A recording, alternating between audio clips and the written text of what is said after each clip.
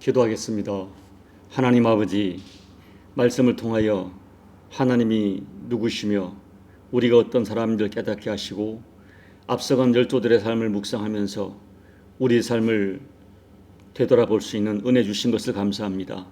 이 아침에도 말씀으로 저희를 깨우쳐 주시고 주신 말씀에서 큰 교훈받아 이날도 말씀 붙들고 승리하도록 은혜 베풀어 주옵소서. 엎드려 간구하는 교들의 모든 간구가 하나님의 긍휼을 입도록 은혜 베풀어 주옵소서. 예수님 이름으로 감사하며 기도하옵나이다. 아멘. 느헤미야 13장 28절로 31절까지 한 목소리로 합독하도록 하겠습니다. 대제사장 엘리야십의 손자 요야다의 아들 하나가 호론 사람 산발랏의 사위가 되었으므로 내가 쫓아내어 나를 떠나게 하였느니라. 내 하나님이여, 그들이 제사장의 직분을 더럽히고 제사장의 직분과 레위 사람에 대한 언약을 어겼사오니 그들을 기억하옵소서. 내가 이와 같이 그들에게 이방 사람을 떠나게 하여 그들을 깨끗하게 하고 또 제사장과 레위 사람의 반열을 세워 각기 자기의 일을 맡게 하고 또 정한 기간에 나무와 처음 익은 것을 드리게 하였사오니 내 하나님이여, 나를 기억하사 복을 주옵소서. 아멘.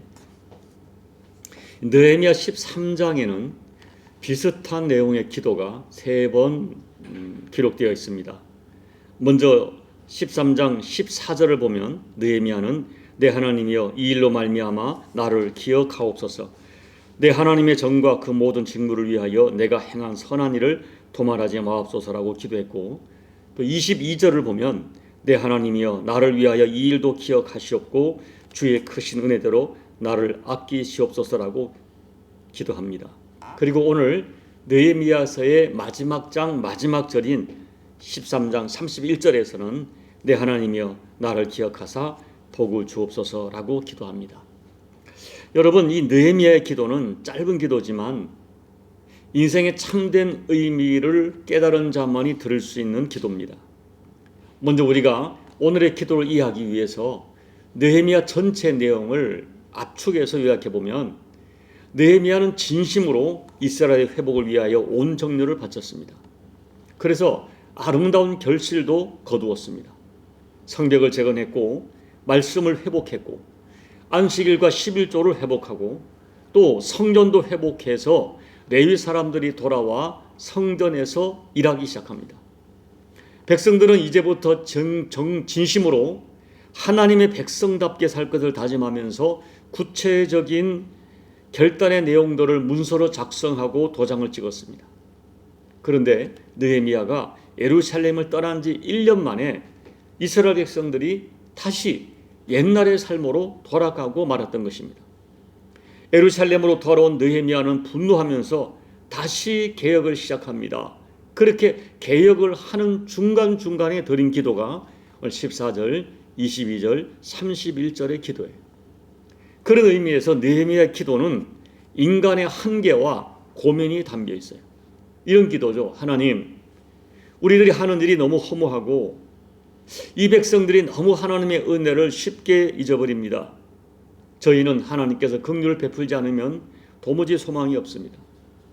제가 지금 최선을 다해 일하지만 이 일도 하나님께서 은혜를 베풀지 않으시면 아무리 노력해도 되지 않습니다. 하나님, 저의 연약함과 우리 민족의 연약함을 기억하시고 하나님의 은혜를 거두어 하나님의 은혜로 열매를 맺게 하옵소서라는 기도입니다. 그러니까 느헤미야의 기도는 지금 최선을 다해 일을 하면서도 오로지 하나님의 은혜를 구하는 그런 절규가 담긴 기도입니다. 여러분, 그렇습니다. 우리가 하는 모든 일에 하나님의 은혜를 베풀어 주셔야 합니다. 인간이 아무리 노력해도 하나님이 기억하시고 은혜를 베풀지 않으면 아무런 결실을 거둘 기대할 수 없습니다. 그런 의미에서 느헤미야의 기도는 자신의 진심을 하나님이 기억해 주고 하나님의 은혜 없이는 아무것도 아니라는 겸손한 기도입니다. 나의 일, 내가 이렇게 열심히 했으니 나의 일을, 나의 수고를 보상해달라 하는 기도가 아니라 자신의 애타는 마음, 인간의 한계를 느끼면서 오직 하나님의 긍휼을 구하는 그런 겸손한 기도죠. 그런 의미에서 느헤미야 13장 14절 22절 31절의 기도는 느헤미야의 애타는 마음이 담겨있는 그런 기도입니다. 여러분, 사람들은 다른 사람들에 의해서 잊혀질까 두려워합니다. 그러나 진정으로 복된 인생은 하나님께서 인정하시고 하나님이 기억해 주는 인생입니다. 사람들에게서는 사람들의 뇌리와 기억에는 잊혀질지라도 우리 전능하신 하나님께서 우리의 이름이 기억되어지고 우리의 삶이 기억되어진다면 우리의 삶은 결코 실패한 삶이 아닙니다. 성경을 보면 하나님께서는 우리가 어떤 선한 일을 기억해 주길 바라지 않아도 하나님은 주의 이름으로 행한 모든 일을 기억해 주십니다. 오늘 느헤미야서 13장 14절 22절 31절의 느헤미야의 기도는 다름 아닌 그와 같이 하나님께서 기억해 주는 인생, 다시 말하면 하나님 앞에서 살기를 원했던 느헤미야의 마음이 그대로 나타나 있어요. 그런데 저는 이 느헤미야의 기도를 묵상하면서 느헤미야의 기도는 아무나 드릴 수 있는 기도가 아니다 하는 생각이 들었어요. 그리고 아무나 느헤미야처럼 기도한다고 하나님이 응답해 주시지 않는다고 저는 생각합니다. 제가 느헤미야가 이런 기도를 드릴 수 있는 영적인 자격이 있고 느헤미야의 기도가 하나님께 연락될 수 있는 이유가 있다고 저는 두 가지를 생각해 보았어요.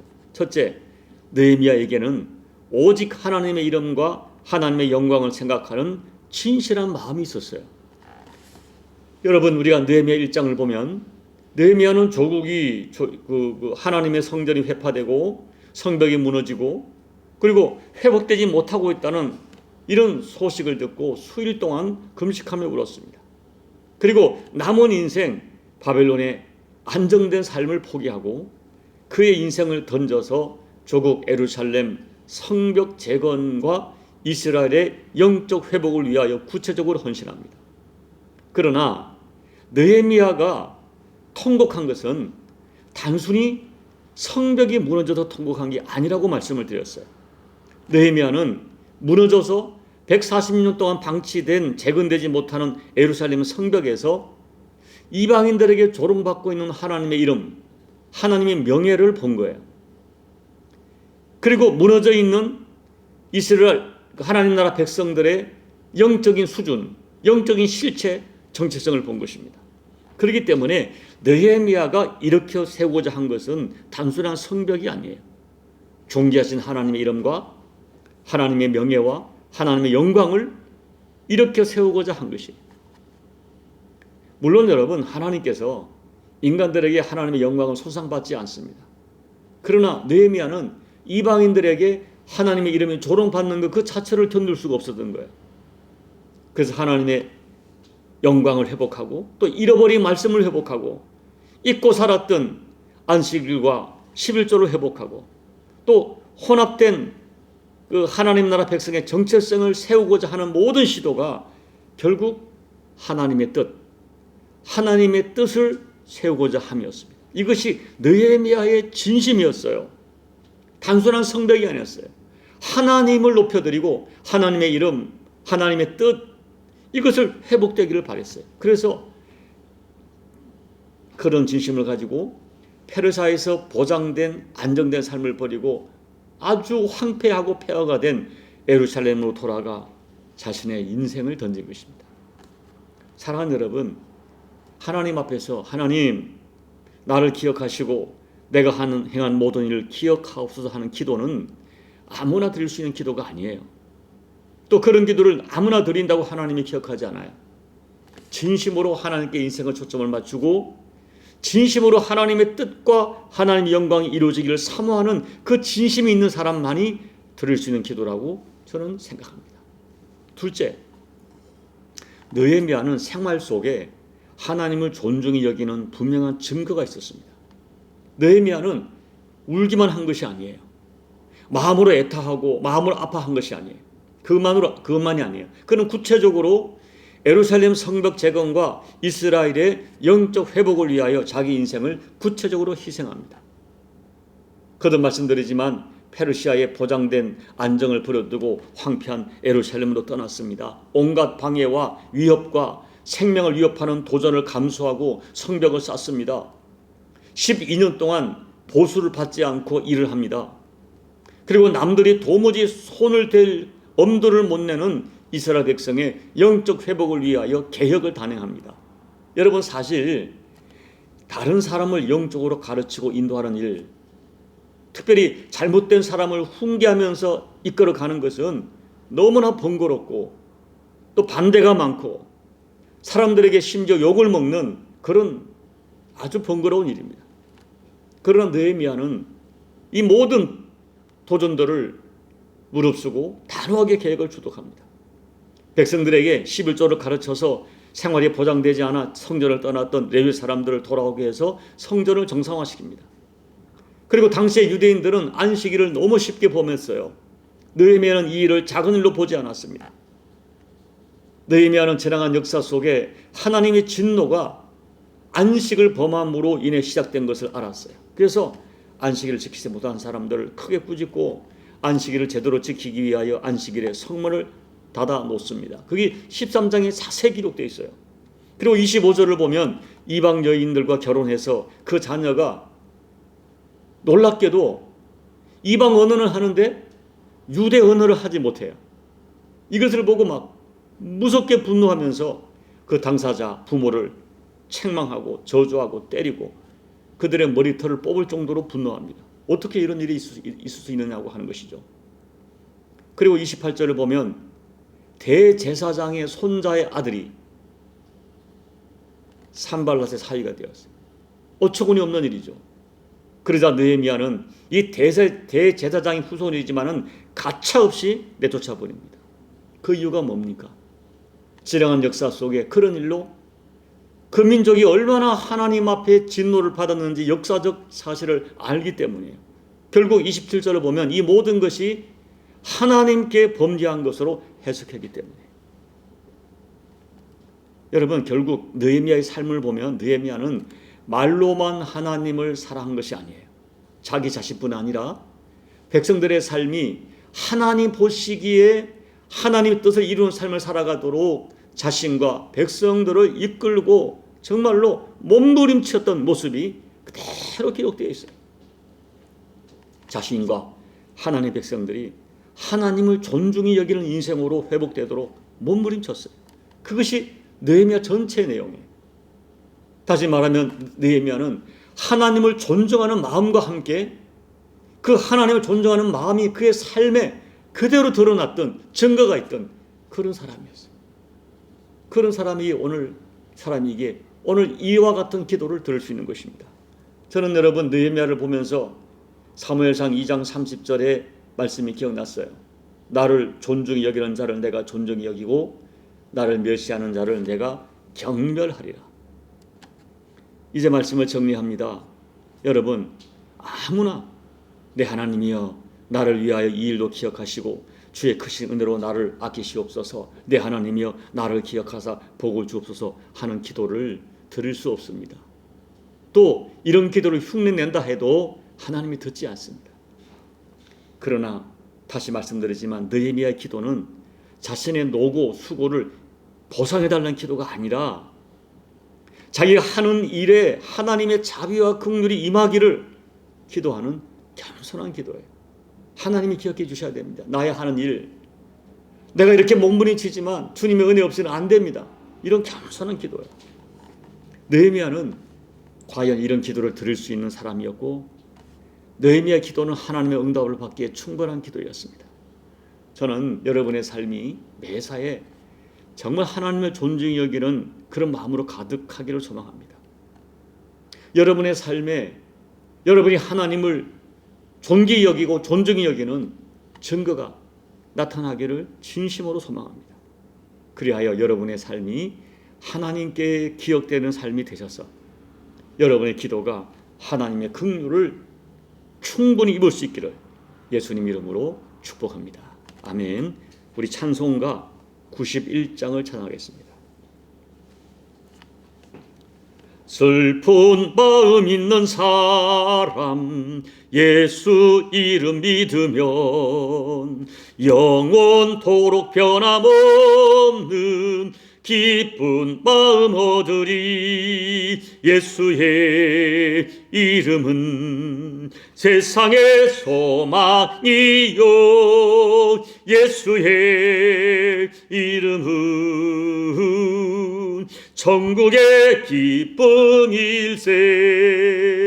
거룩하신 주의 이름 너의 방패 삼으라. 환난 시험 당할 때에 주께 기도드려라. 예수의 이름은 세상의 소망이요, 예수의 이름은 천국의 기쁨일세. 존귀하신 주의 이름 우리 기쁨 되도다.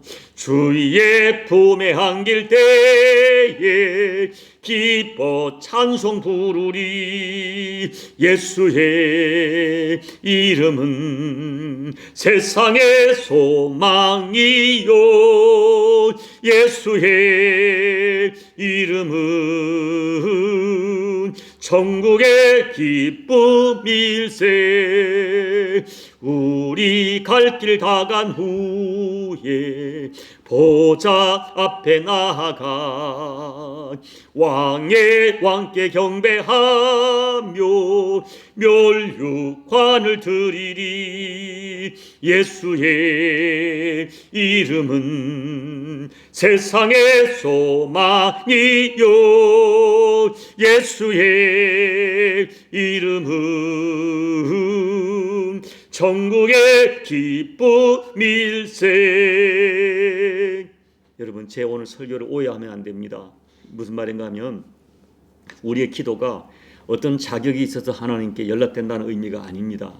오히려 성경을 보면 내가 자격 없다고 느끼는 하나님의 긍휼을 바라는 사람의 기도가 응답되어지고, 나는 열심히 일을 했으니까 충분히 자격이 있어 하는 사람의 기도는 하나님께 연락되지 않았습니다.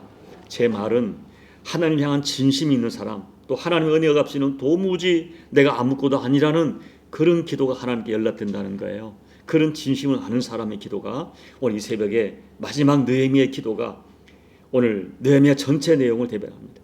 우리의 회복, 우리 인생의 회복, 하나님의 은혜로만이 가능합니다.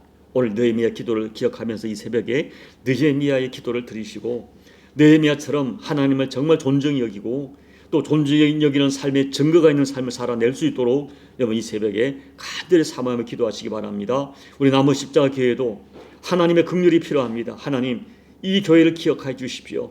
주님의 뜻대로 살려고 몸부림침을 기억해 주십시오. 하나님 은혜가 없이는 우리가 아무것도 아닙니다 하는 기도를 여러분 중보하며 기도해 주십시오. 조국 대한민국을 위해 기도해 주십시오. 열방의 나라를 위해 기도해 주십시오. 곳곳에 전쟁이 있고 기후변화가 있고 고통하는 이 열방 속에 주님의 긍휼만이 필요함을 여러분 중보하며 기도해 주시고, 여러분 각자의 개인 기도로 예배를 마무리하시고 돌아가시기 바랍니다. 함께 기도하겠습니다. 아버지 하나님, 오늘 느헤미야서를 마지막 마감하면서 느헤미야의 기도를 우리가 묵상합니다. 하나님, 그렇습니다.